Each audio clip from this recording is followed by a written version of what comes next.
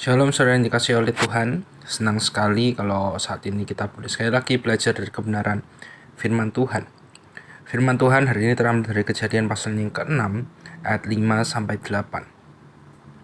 Ketika dilihat Tuhan bahwa kejahatan manusia besar di bumi dan bahwa segala kecenderungan hatinya selalu membuahkan kejahatan semata-mata, maka menyesallah Tuhan bahwa ia telah menjadikan manusia di bumi dan hal itu memilukan hatinya.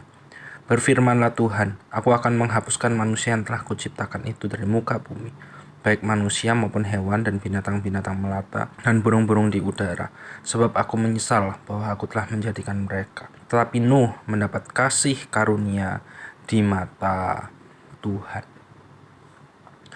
Saudara, kita melihat dari kebenaran firman Tuhan pada saat ini bagaimana kejahatan manusia yang begitu besar di dalam dunia, dan akhirnya itu membuat Tuhan melakukan suatu keputusan yang besar di dalam sejarah kehidupan manusia. Kita tahu bersama-sama dalam Kejadian pasal yang ketiga bagaimana manusia jatuh ke dalam dosa, manusia memberontak kepada Allah. Tapi ternyata tidak sampai di situ saja. Selama manusia hidup di dalam dosa, selama manusia menjadi budak dosa, pada akhirnya manusia itu akan semakin memberontak kepada Allah. Pada akhirnya manusia itu akan semakin tidak peduli kepada Allah. Dan kita tahu bersama-sama bagaimana akhirnya manusia dihukum oleh Allah dengan air bah. Semua manusia mati, tetapi bersyukur karena tidak semuanya mati. Nuh mendapatkan kasih karunia di mata Tuhan. Bukan karena Nuh layak, karena Nuh ya sama-sama orang yang berdosa ya, layak untuk mendapatkan hukuman dari Allah, mendapatkan kematian sebagai hukuman karena Nuh adalah manusia yang berdosa. Tapi secara jelas firman Tuhan mengatakan di ayat yang ke-8, tetapi Nuh mendapat kasih karunia di mata Tuhan, dan akhirnya Nuh diselamatkan oleh Tuhan dari air bah itu, dari hukuman tersebut. Saudara-saudara, bersyukur ketika kita masih hidup di dalam dunia yang jatuh ke dalam dosa ini. Tapi kita sudah berada di dalam Kristus. Kita aman di dalam Kristus. Karena apa? Karena kita mendapatkan anugerah. Kita mendapatkan kasih karunia di mata Tuhan.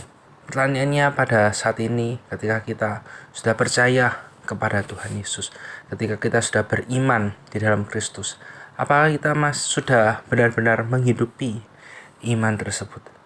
Apakah kita sudah benar-benar sadar bahwa kita aman di dalam Kristus karena apa yang sudah Kristus lakukan bagi setiap dari kita?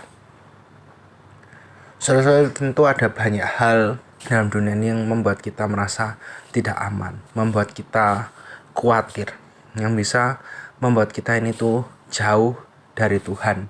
Karena apa? Karena kita tidak merasa cukup dengan Kristus, apa yang sudah Kristus lakukan bagi setiap dari kita. Kita masih merasa kurang di dalam hidup ini.